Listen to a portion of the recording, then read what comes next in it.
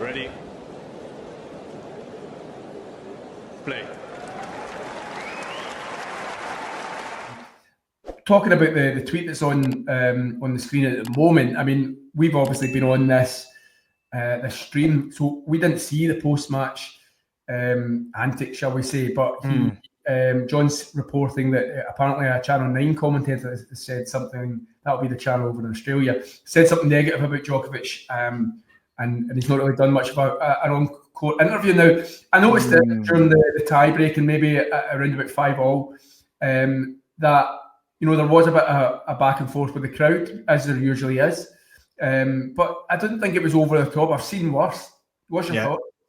Well, there was some sort of, he was complaining about something, and wasn't he, during the match to the umpire? I don't know if there was something going on in the crowd. I didn't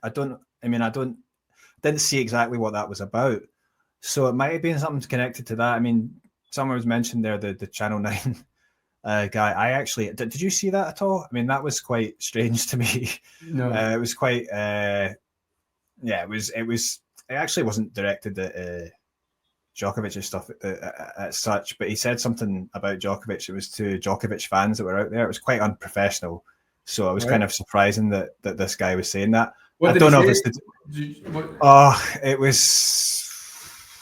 Actually, he did say, I mean, he said something like Novak is over. You actually need to see the clip. He was saying Novak is overrated and he's a has-been and stuff like that. It was really weird. I mean, you need to see the clip itself. It was actually quite bad, but just like unprofessional. And he was trying to do it to sort of wind up the Serbian fans, but they couldn't hear him, so he thought this was funny, and it was quite I don't know. It's not something I would expect to see on TV, right? So I don't know. Maybe he was annoyed with that. I don't know.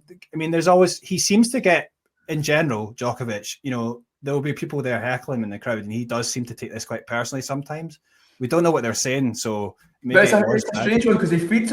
Sometimes he can feed off it, like, you know, he thinks, right, these guys have ticked me off here. I'm going to prove them wrong, and he goes and wins the next point, and then he'll play up to the crowd. He sometimes feeds off it, but I mean, there was a point there towards the end of the third set where I think there was some people, like, when he was just about to serve, maybe making some noise.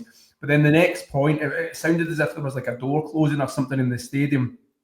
And he's complaining to Mohamed Layani just to say, like, can you not hear that they're doing it? But I think it was a genuine mistake. So it's funny. It's funny his relationship with the Aussie crowd, because there's just so much water under the bridge, isn't there? You know, a 10-time champion, the whole 2022 situation. You know, is he loved? Is he hated? You know, it's just Djokovic all over. He uses it sometimes, but sometimes he just can't handle it. I don't know.